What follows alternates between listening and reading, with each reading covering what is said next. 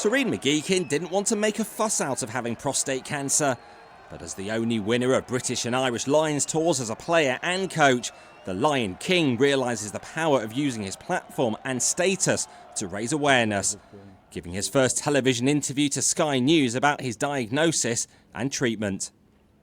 How was the moment when you were told you did have cancer? Hard, very hard. And I think that's the conversation, my wife and I had, that you just hope that the right things will be in place to be able to manage it, but you don't know, you're in other people's hands. We had a fantastic, GP reacted straight away with a PSA test.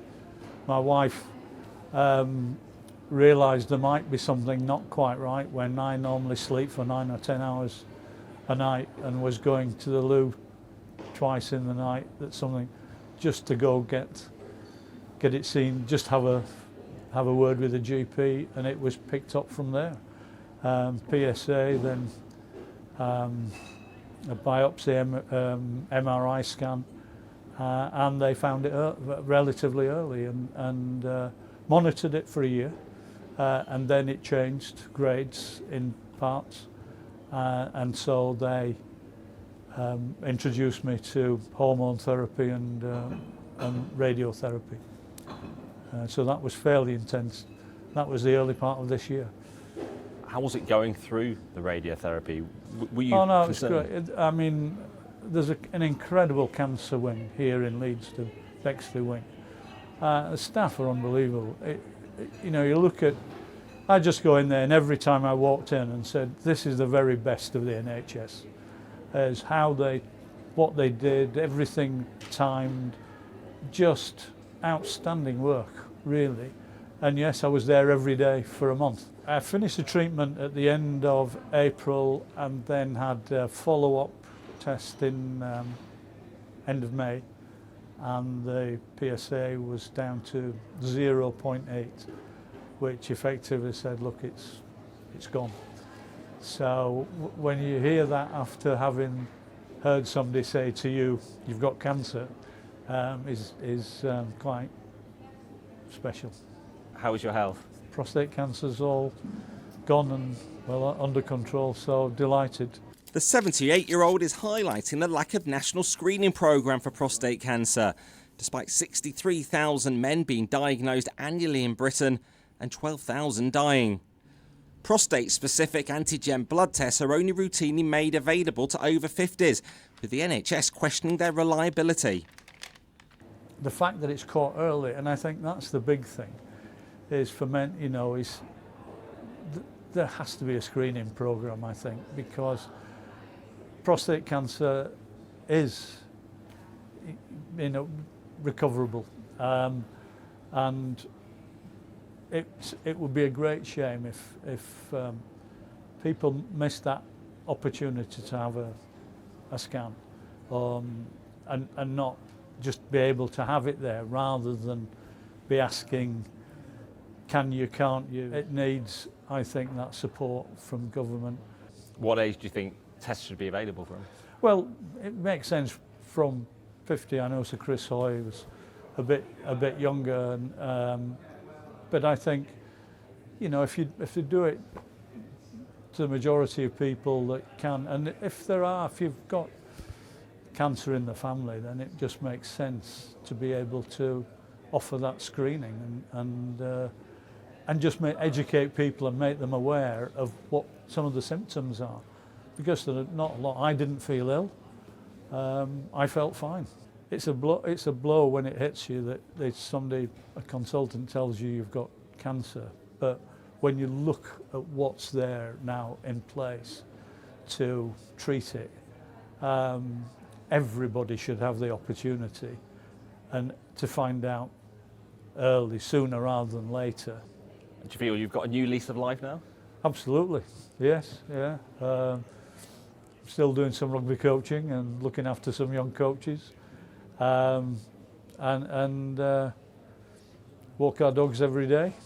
But no, it's just great to have seen something that works so well when it's in place at the right time to make such a huge difference.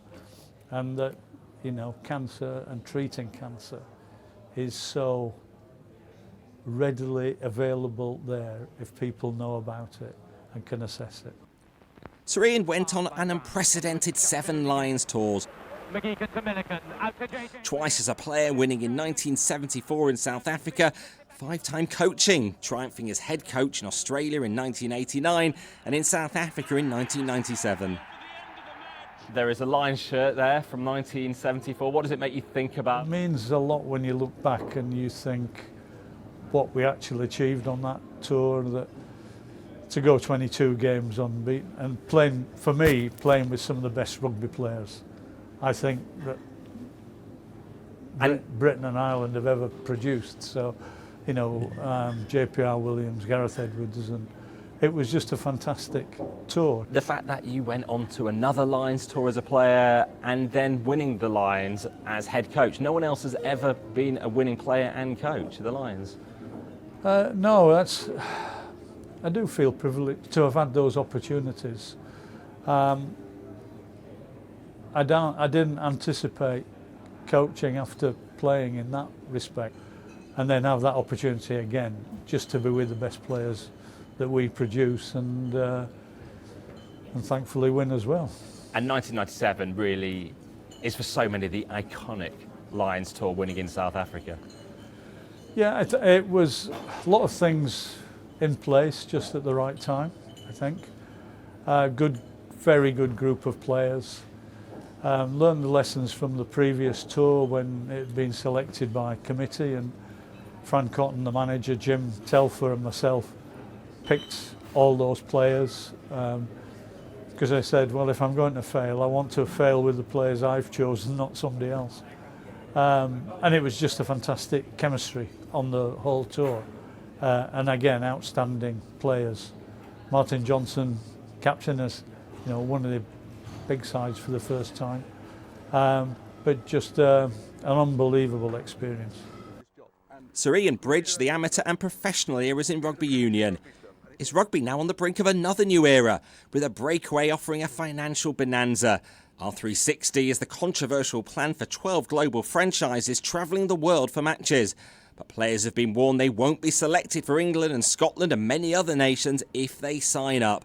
Few have the perspective or insight of Sir Ian to offer advice.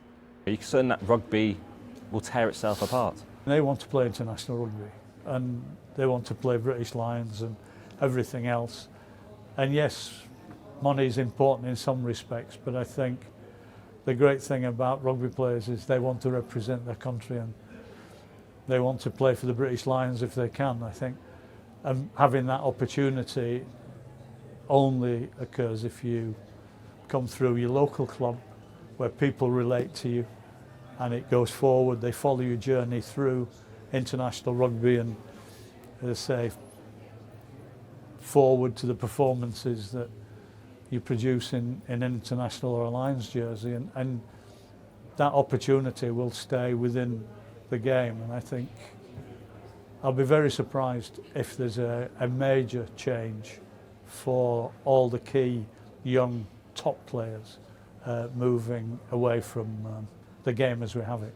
Would you urge the players then to reject the short-term finances for the long-term benefit of the game and reject the breakaway? Well, no, some will do it, and if you know you want the finance, that's fine. It's your choice, but there's got to be enough players of the top level that literally buy into it, and I think that is the danger. It could be a half-half competition, which wouldn't create the real marketplace that they're looking for. And no, I think as a sports person in rugby, you know, I want to play for my country and I want to play for the Lions if I have the opportunity. And I would hate that to be taken away.